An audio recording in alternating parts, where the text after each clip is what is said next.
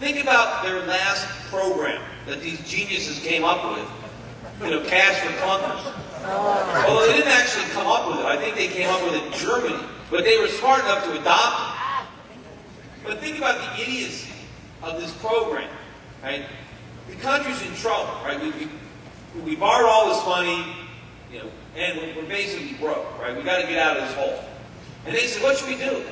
Let's destroy some cars. That's a good idea. People own cars without car loans. Let's get rid of them.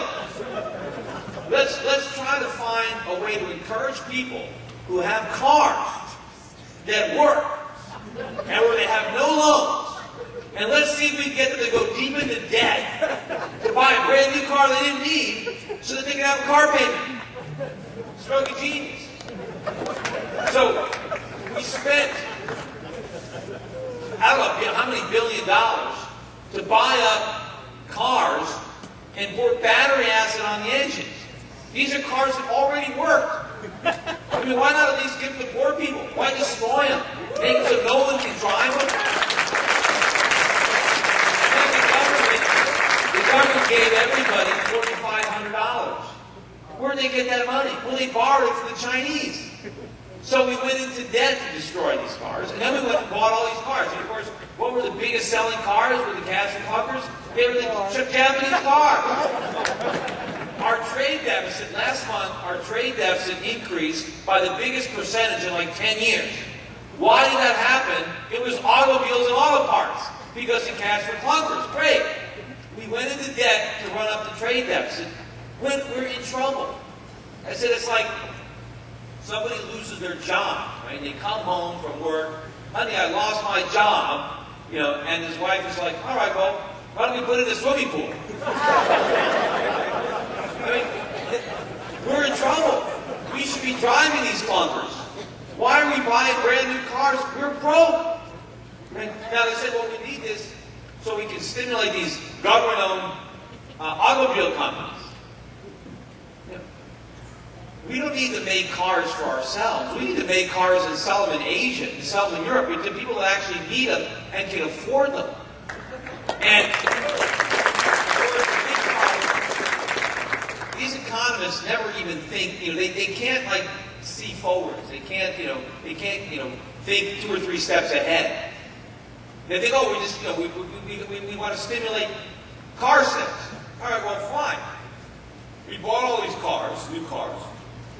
And now we're deeper into debt than we were before. Okay, fine. How is the economy any better off now? We got more debt, we destroyed some cars. Meanwhile, you got all these people with car payments that didn't happen before. All right, well, what are they gonna give up? What are they not gonna buy now because they're making a car payment? Right? I mean, what about that? And what about the fact that a number of these people all of a sudden can't make their car payment? But is there going to be a bailout for all the people that got the Cash for Clunkers money? Because after all, they were driving Clunkers for a reason. It's not like they were like, man, I don't want that new car.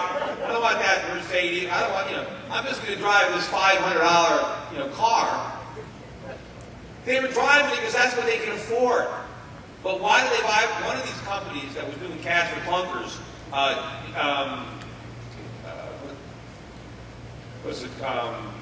Chrysler.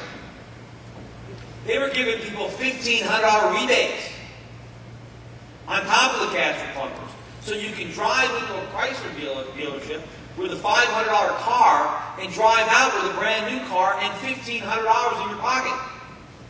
I mean, some people might have just done that for the $1,500. You know, I mean, what do they care if they make the car payments? This was zero down autos, right? Why not buy one? What do you got to lose? And, you know, I'm sure the financing, you know, all the financing was arranged through GMAC, which is owned by the United States government. So they don't care if anybody pays back the loans. They just want people buying cars. They couldn't care less. So we encouraged people who couldn't afford cars to buy them, and we destroyed a bunch of cars, you know, that had value. I remember my first car in high school was a clunker. Most people's first car. I mean, why would we want to get rid of these cars? When, you know, there's certainly demand. the analogy I think they might do the same thing is you can make the same argument with houses. Why not destroy houses? Why not buy houses and bulldoze them and just I wrote an article I called it "Go for Dumps." But they're doing it now with appliances. I said we can do everything. People have old clothing. Yeah, let's just destroy it all and get money. Furniture, appliances. There's all kinds of things that we have that we can destroy. We can have a real economic boom.